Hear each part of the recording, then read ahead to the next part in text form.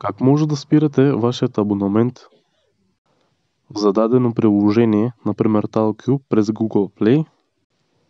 Знаете, когато имате абонамент за дадено приложение през Google Play, всеки месец или всяка година ще трябва да плащате дадена сума за дадената услуга. Първо, нека да се извиня, че ще ви го покажа това с секретни снимки от съоръжение за сигурност на моята лична информация.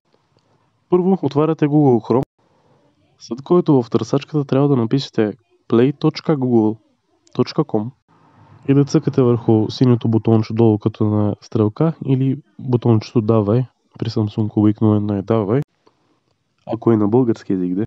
След което трябва да натискате върху вашата профилна снимка горе в дясно и да изберете бутона плащания и абонаменти. И оттам трябва да изберете абонаменти.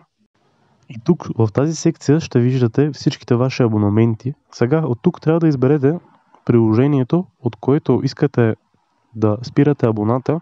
Под всяко приложение ще има бутонче управление. Трябва да натискате. И след което трябва да изберете бутончето анулиране на абонамента. От тук ще трябва да изберете една причина за анулиране на вашият абонамент. Аз в случая съм избрал да не отговарям. Избирате бутончето напред, след който пак избирате бутончето анулиране на абонамент. И вече вашият абонамент е успешно анулиран.